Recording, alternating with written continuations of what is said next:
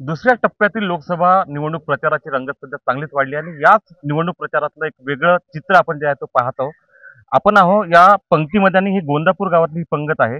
भाजपचे उमेदवार अनुप धोत्रे यांच्या प्रचाराच्या दरम्यान दुपारच्या वेळी हे विश्रांतीचा काही क्षण आपण जे म्हणू त्याला म्हणू शकतो. कारण सकाळी 7 वाजतापासून उमेदवार अनुप धोत्रे यांचा दिनक्रम सुरू होतो.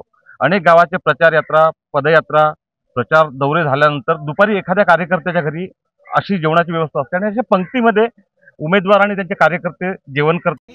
थोडे विसाव्याचे क्षण जे आहे या प्रचाराच्या दगदगीतले, धकाधकीतले, ते या जेवणाच्या निमित्तानं उमेदवाराच्या वाट्याला येतात आणि कार्यकर्त्यांसोबत जेवण करताना दिवसभरात ताण आहे, थकवा आहे, तो काहीसा दूर होतो आणि एक अतिशय साधेपणानं हा संपूर्ण प्रचार होत असताना एखाद्या कार्यकर्त्याच्या घरी जेवण करणं आणि कार्यकर्त्यांसोबत जेवण करायला बसणं. अनुपदादा, दिवसभर प्रचाराची दगदग होते, कार्यकर्त्यांसोबत जेवण करायला बसल्यानंतर प्रचाराची दगदग, थकवा काहीसा कमी होतो.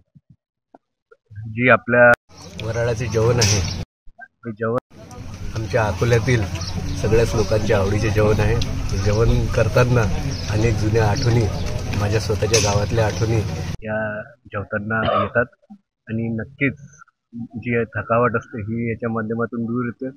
अनेकदा जेवण हे उशिरा होतं, त्यामुळे विशेषतः कधी कधी असं होतं की मग कधी आपण जेवायला जातो आणि सोबत आहेत त्यांची जास्ती काळजी वाटते की लेट झाला आहे तर त्यांनाही लवकरात लवकर जेवण मिळालं पाहिजे. 3-4 वाजता बरेचदा जेवण होतात आणि नक्कीच एक आनंद सगळ्यांसोबत जेवताना येतो. ताण, थकवा जो असतो तुम्ही या आता पंक्तीत बसल्यानंतर तो दूर होऊन जातो का काही वाटतं? हो नक्की. आपण मेनू वांग्याची भाजी जी आहे, खास अकोला जिल्ह्यातली ओळख जी आहे, रश्श्याची भाजी आहे, नंतर वरण पोळी आणि असा साधा मेनू असतो आणि कार्यकर्त्यांसोबत जेवताना दिवसभरात ताण आहे, थकवा आहे, तो कुठल्या कुठे निघून जातो, असं उमेदवार अनुप धोत्रे यांनी म्हटलंय. उमेश सोलोणे, एबीपी माझा, गोंदापूर, अकोला. एबीपी माझा, उघडा डोळे बघा नीट.